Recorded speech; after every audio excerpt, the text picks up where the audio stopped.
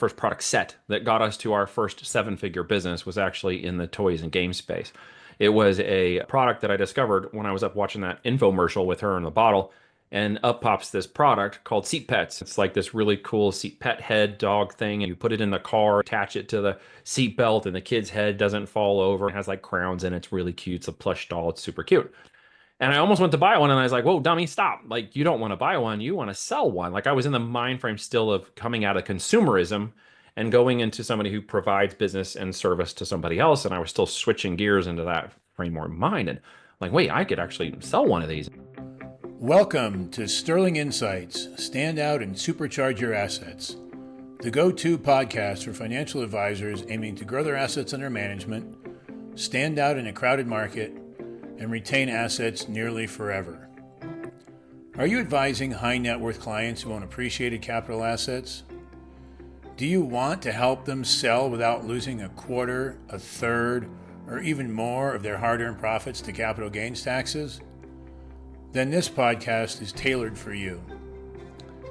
Each episode brings you the latest strategies and expert advice from leading financial advisors, seasoned attorneys, and experienced CPAs. Learn how to maximize your clients' wealth, minimize their taxes, and supercharge your advisory practice with actionable insights. Join us on Sterling Insights, stand out and supercharge your assets, where you'll gain the knowledge and tools to set yourself apart and achieve unparalleled success in wealth management. Subscribe now and empower your practice for a brighter, more prosperous future. Welcome to this week's edition of Sterling Insights.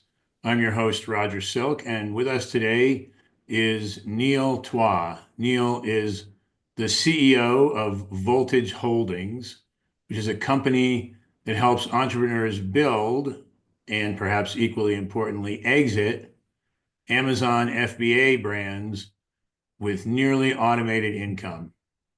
He's helped generate over $100 million in sales. He has co-authored the best-selling book titled Almost Automated Income. And he's built a proven pay-as-you-profit model that turns side hustles into serious money. Glad to have you with us, Neil. Thanks for having me on, Roger. It's great to be here, bro.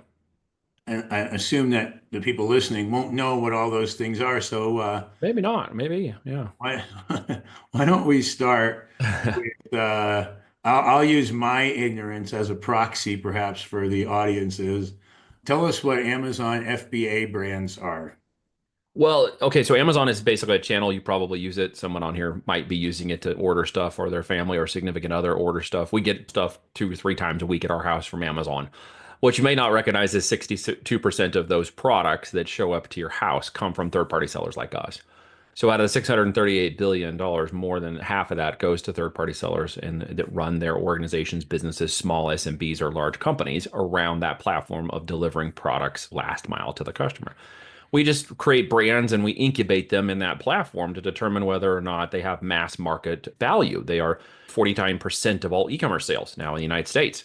And with that, you can take a product and brand to Amazon and you can determine whether or not you can get it into the mass market and get it into people's homes. It's quite a fascinating model that is amazing that the whole infrastructure thing they've got put together actually works. It seems like some days it could work better and other days it works great, which is kind of how this works. But we develop these product and physical product brands and we take them to Amazon first to incubate them and determine mass market value.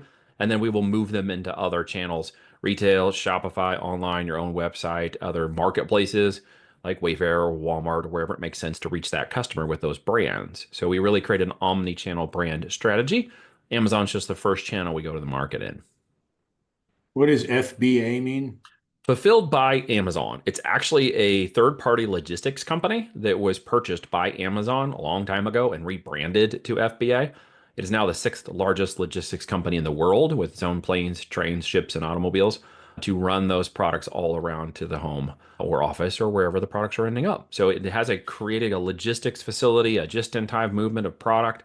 I don't have to have a warehouse. I don't have to have employees. I don't even handle most of the customer support. Amazon handles a lot of that for us when we leverage their systems to get our products to the customers. So, for example, if you're driving on the highway and you see a semi and it has the Amazon thing on the side, that's part of Amazon That's FBA. right. My products are in there. My client products are in there. That's right. And with it, it gives an opportunity to create what I call almost automated income. So that's money while you're sleeping. That's money while you're working and other things. It's an economic organic engine, a marketplace of information, and it's moving at 8,600 units a minute. So with 8,600 sales a minute, it is a huge juggernaut of information and product moving through that system and being delivered continuously to the customers. And I can sell products while I'm sleeping, which is pretty cool. That is pretty cool. So, can you give us an example of a, a client, a customer, a Sure. product? I'm not sure what the best way to Yeah, clients. Well, I can talk about my own brands too. We control about 38 of them that we run ourselves. We've done over 30 million in sales with products and brands. So, there's things I do, there's things I do with my clients and operators and kind of why we do that. We can talk a little bit about all that and why I don't have employees. I've had employees in the past, but what we do is we build operators now, and into these operators, we instill the values of our playbook, our processes, our methodologies, our standard operating procedures. And over 12 months, we help them build a going concern, a business. And with that, they become very good operators in the foundation of building an e-commerce company. From there, later on, as they get better and better, we look at some of the top performers and then offer them opportunities to take some partnership in businesses that we either have of our own that we would like to have them operate, or businesses that we're acquiring that they might be able to take an opportunity into. Because we move through the exit process, we're also in the acquisition process.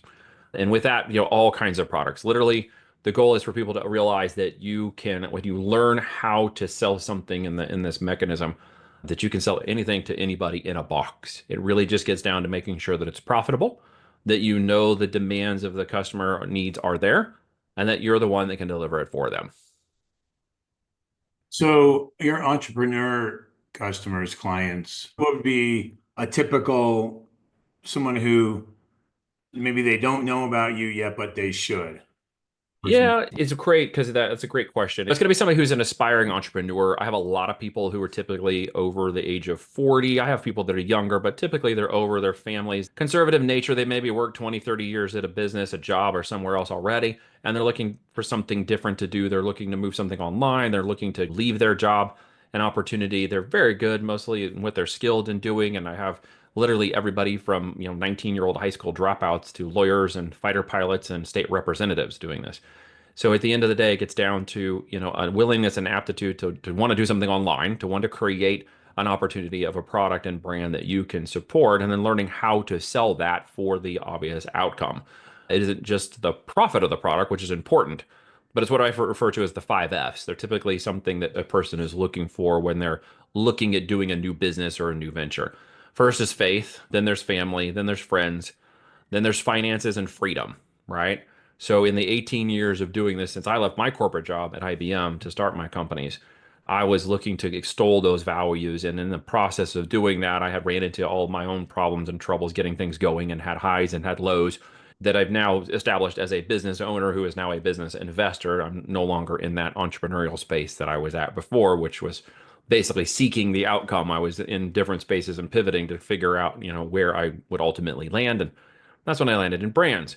But the end result is it's allowed me to have 50 acres plus in the country now, homeschool my daughters. We stay around the property and get to hang out, building all kinds of e-commerce and brands and doing it from a Starlink connection out here on the internet.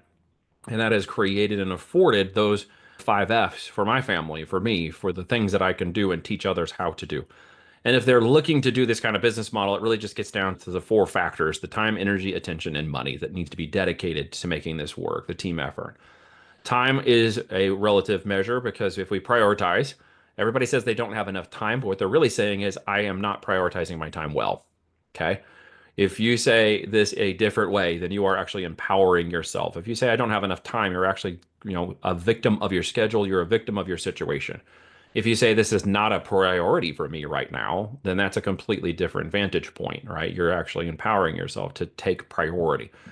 Now, what we don't want to do is take priority from our life in many ways, like family or spouses or significant others or our children, because you wouldn't want to come into your child and who's like wants to go play and fly a kite with you, and you're just like, well, you're not a priority right now. That would hurt, right? So what do we say is, daddy just doesn't have the time right now. I have another priority.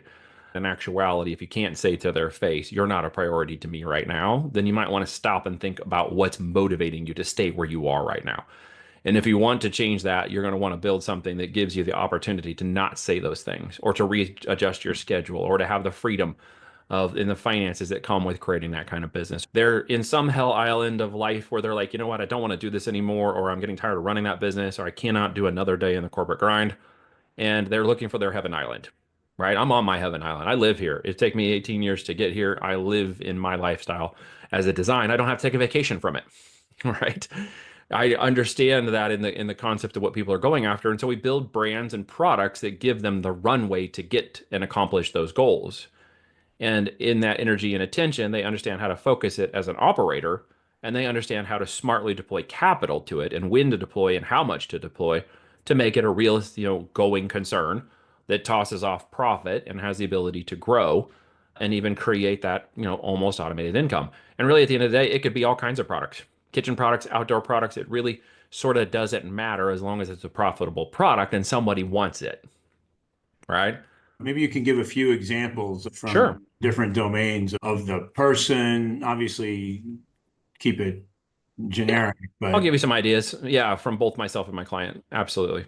The example, I don't want you to get caught with the product because what I really need you to understand is product is not what I actually sell. Product is actually the fulfillment of a legal medium of exchange in which money has been translated to get the product and answer that requirement that I give them a product because they gave me money.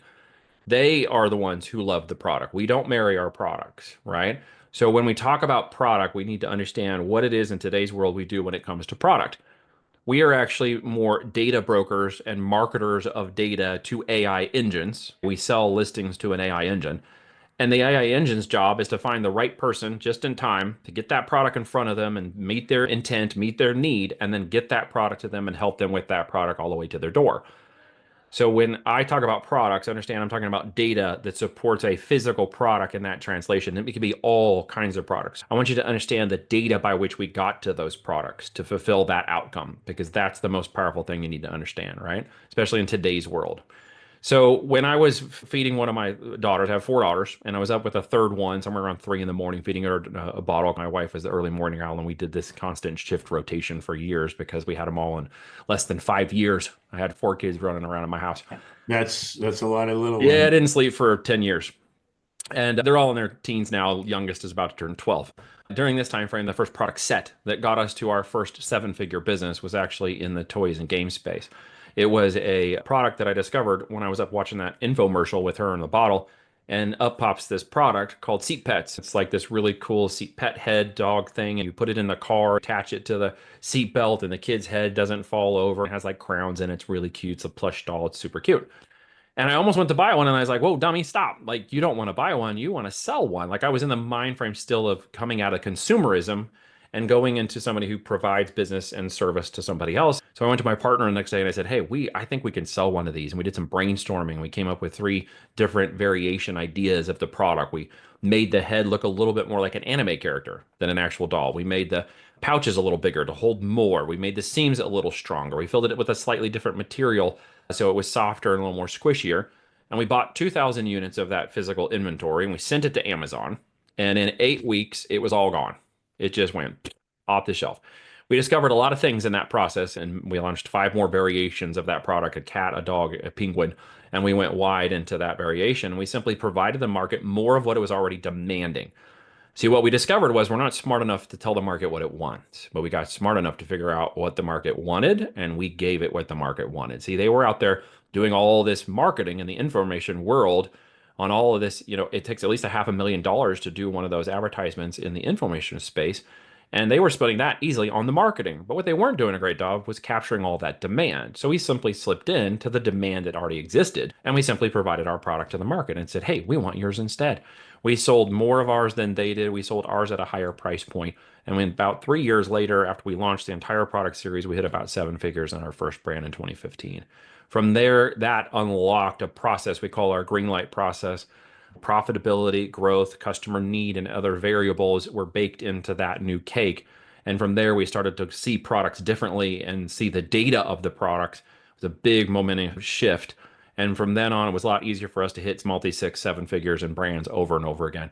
So we started teaching that to some clients, had a number of clients do very well with our methodology. We have 100 and something clients working with us now. I worked with over 1,000 brands since then, made a lot of people millionaires. Products that are in the home and goods space. We've got kitchen stuff that we're launching in the high-end coffee and espresso space, as well as a kitchen countertop ice cream maker. That's a mid-market ice cream maker. We're going to go after Ninja. It really just gets down to realizing there's this customer need on these marketplaces that is already flowing like a river 24/7, 365. We simply need to put our product in front of that market and find out what it wants. And I'm going to use the data and put some of this product and I'm going to market test it and find out exactly how much they want, which variation they want, which particular size and shape they want, and find out where that real customer need and demand is. And then I'm going to go out and get a lot of that product and provide it to the market. I'm going to test that market after I go. I'm not going to go Hail Mary pass. I'm not going to take 2 years to invent a product because I did that in the past. That was the wrong way to do it. And if you want to lose a lot of money, hundreds of thousands of dollars, and get nothing in return, but go become an inventor. The key to success is innovation, right? And that is the opportunity for literally every product you can possibly see in the market has an innovation opportunity. So what you really have is a new problem, more products than you can do in a whole lifetime. So how do you go about if you see some product, a coffee maker or whatever, Mhm. how do you go about selling that without having any? So first we have to get the product. Of course, we have to have some variation of it manufactured. So we will test 100 or 200 units of the product. We'll have it ordered, created, and we ship it in. We test it on Amazon first, and we do a micro test, launch process to see how fast each version of 100 units. So we'll get 400 or 500 units, but we'll get 4 or 5 variations of that product. And we'll put that data in the market because there's enough of it. We call it the 5 by 5 process, 5 products, 5 variations, an average of 25 sales per day is what we're after organically. What we want to do is see how is the market responding to us and our brand and our product, and which variation of that product type do they actually want from us. So we give the market the data we know is good with 80% confidence. We've done all the research, the market, we have the data, we know the profitability, we know the customer need, we know it's in demand on Amazon flowing through, 8, 10, 20, 40 million searches a year. So we simply put that product out there and we say, which one do you want from us? And so there might be, Coffee makers, all kinds of stuff. so let's Yeah. just say coffee makers. So there's, I don't know how many coffee makers currently for Yep. sale on Amazon, but it's probably a lot, right? Well, there are thousands, but really at the end, in certain niches within the coffee maker space, there are only 20 to 40 to 60, depending upon which area inside of Amazon you go into. And that becomes your real competition.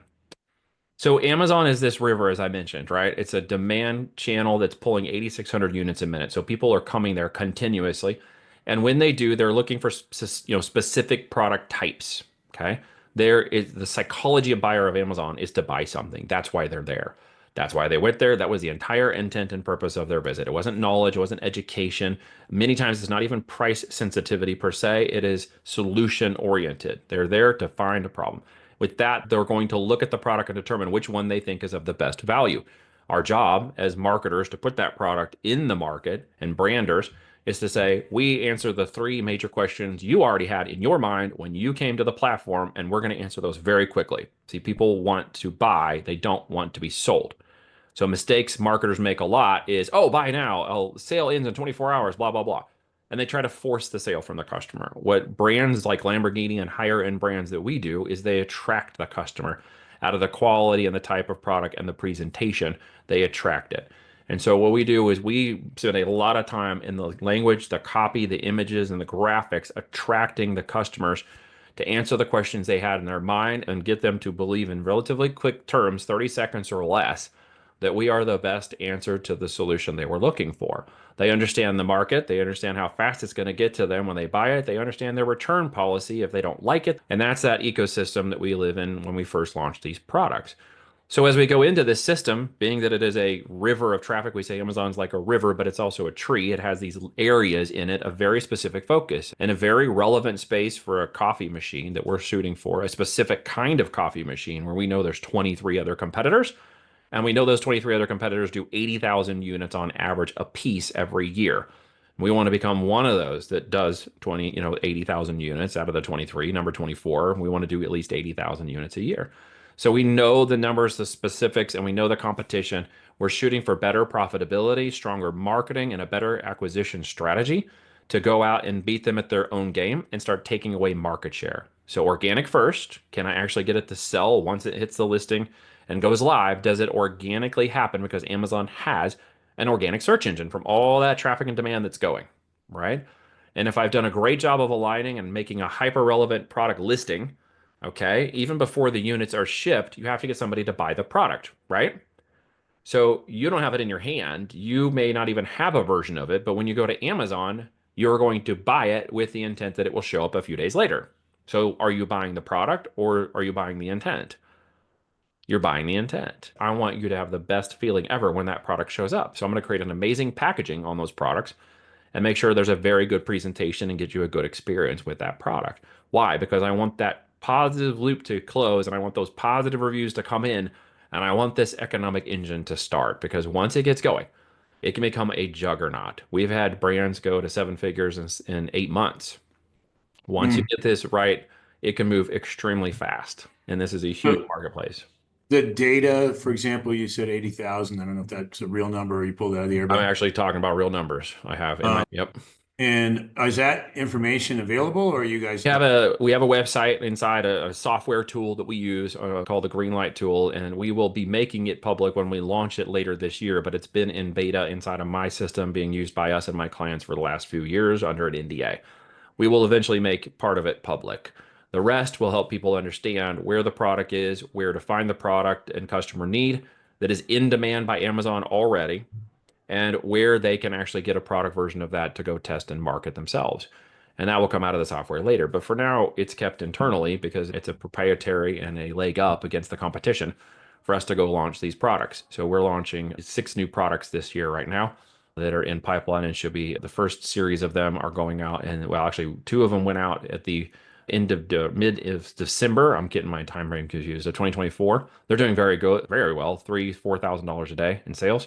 And I have 6 more, again, I said, coming out this year. I have one coming out in around May. We have another one coming around June-ish. If we're doing great, I think we'll do great for that launch. And then we have another one coming out around August. Uh-huh. So if somebody's listening or an advisor is listening, he knows he has a client, and let's say that that person is in the situation that you talked about near the beginning of our talk, mid-career, maybe he's 45 and works, Too doesn't much. love his job, works too Right. much, has some capital put aside, but thinks, oh, I want to be an entrepreneur.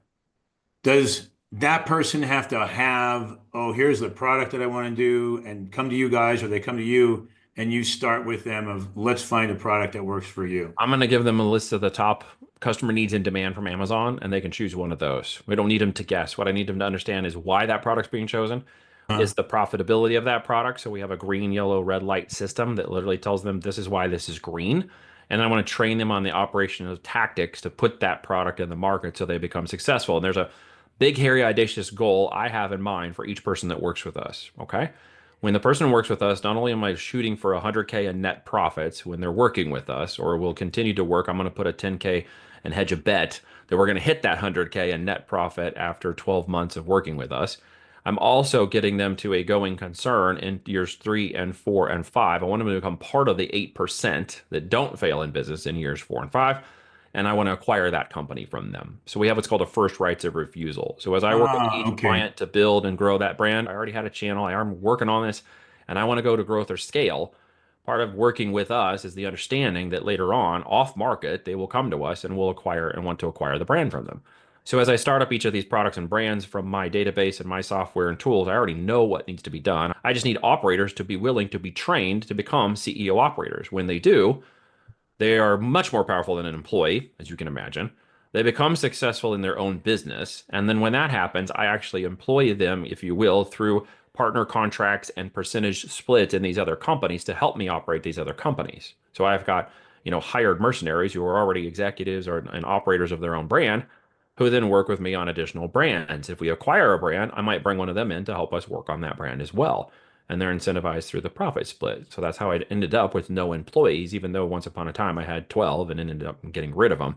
So what would, as we take our hypothetical 45-year-old Yeah. comes to you and he says, Neil, I want to do this. hmm What do I have to do? And what do you suggest? Like, Well, I'm looking for I'm looking for a specific profile because not everybody fits this. And because I'm not a course or a program and I'm not running a coaching agency that's trying to put 1,000 people in a month or some crap like that. And I'm not focusing hopium nonsense. I have an actual goal for my business and looking to see who might fit in with their goals and expectations and decide if we get in the rowboat together. I interview every person. I'm looking for a specific profile, and we actually do a disc assessment for each person. A disc assessment, if you've ever talked about that from here, it helps it's an aptitude of business and drive and some level of intelligent aspect of business understanding that determines your dominance, influence, stability, or conscientious side of you. And it really isn't down to what you care about colors and how you feel. It's down to what you think about business and whether or not you're trainable and whether or not you're willing to listen and follow in the mentorship and follow the playbook because I have an expected outcome for both of us.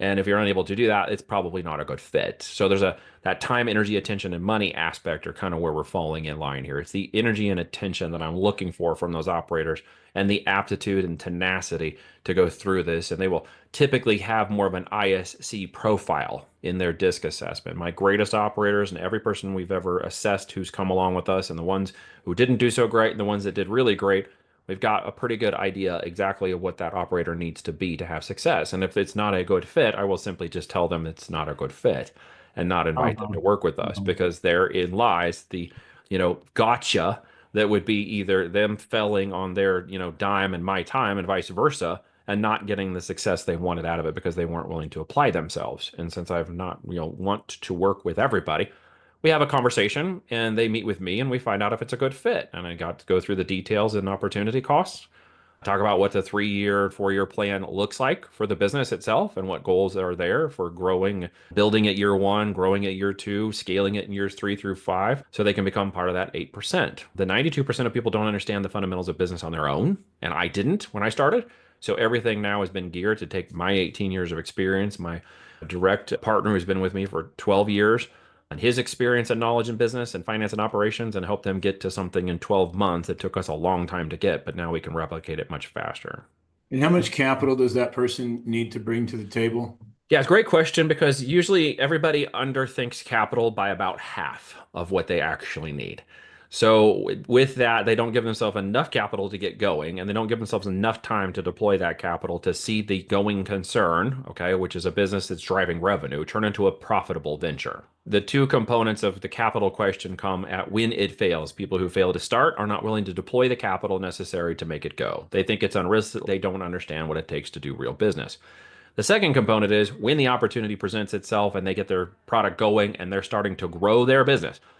Because it is a physical product cash flowing business, it requires inventory, like real estate, right? It requires capitalization of that product. The difference is the cash on cash value of inventory is way different than inventory in a real estate world, right? I can turn that inventory over faster, capitalize it faster, write it off, and move that product forward much faster than real estate, which takes a lot longer. This is why I really got into this. Business and real estate are the two places you get wealthy in America, so you should pick one of those no matter what I say. But the end result is that you take 25,000 minimum to get started. That's my minimum requirement for somebody who gets going. Why? They need the capital to start the business, they need the capital to test the products, and they need the capital to scale the first products in the market that become successful. Because immediately when a product takes off, you have to buy more inventory. You have to be willing to capitalize the going concern that you have to move it into profit. And how much capital it takes after that was really determined by what we call a 90-day cash flow plan. Okay. Operating expenditures, cost of goods, an accounting system, bookkeeping, etc. How do I read a P&L? How do I manage cash flow? Why accrual versus cash and what, the way we do of the business, and then understand how to deploy that capital in a faster by faster mechanism to get to the goals that you want to have. At that point, you may be deploying 100,000 or 500,000 or a million later on in year one and two to really see your business take off faster. Because once you learn the product, once you learn the market, it is like an economic engine, more like snowball rolling downhill or a wave coming in, it is going to move very quickly. And if you ride it, if your risk to reward ratio is not to be too concerned and fearful about deploying capital in a going concern to get it more profitable and moving faster, then the sky is the limit on how fast and how big you want to go. I've had clients reach 15 million a year in less than 4 years. I've had one client who made 40 million a year in his first year. These are unicorns, but they show the real potential. I want to see people do six to high six figures in profit in their business per year. And that can easily be achieved in years 4 through 5. What else that I haven't had a chance to ask you about, we haven't had a chance to hit on? What would you want the audience to know at this point? Anything you can do to support yourself is an opportunity that starts at the beginning of the end of your excuses. So no matter what kind of business or thought you're doing, the end result is if you don't take execution, you're never going to get the experience. And without the experience, you'll never gain the wisdom. So start something, figure it out. If e-commerce is interesting to you, you might check out what we're doing or check out the idea of physical products and inventory, because these business models, as we build them up, they are an exitable or saleable asset. As we go and build this up, people are willing to spend a lot of money to buy these companies, even ourselves and our private equity groups. So if you want to build something with the end in mind. But remember, cash flow is king, revenue is vanity, and profit is sanity. So we always want to focus on the most profitable aspects of a brand and business. And if we're going to do that, then the opportunity potential has enormous upside for generational time freedoms and wealth freedoms, and showing you how to, live a different lifestyle than the one you have now, maybe with your friends, maybe with your family, maybe in a different purpose. If you want to check that out, it's voltagedm.com. Watch the presentation, check out what we're doing, grab a copy of the book if you're a reader, and learn the strategy of that, what we call our as seen on TV strategy that led to my first seven-figure brand, and it might lead to yours as well. Well, fantastic. So just to repeat that in case people missed it, you said it pretty fast. If someone wants to contact you or learn more about this, where should they go? Voltagedm.com, voltagedigitalmarketing.com. You can grab the book and other information and resources from there, or just Google my last name, TWA. I'm not hard to find. Right. And the book is Almost Automated Income. With FBA. That's right. Starting on that channel and then moving into other channels. Right. Excellent. Thank you so much, Neil. Thank you for your time, Roger. Appreciate it. Thank you for listening to another episode of Sterling Insights. Stand out and supercharge your assets, where we provide the info you need from successful leading financial advisors, lawyers, and CPAs. Your hosts, Roger and Catherine Silk, invite you to learn more about Sterling Foundation Management by visiting sterlingfoundations.com.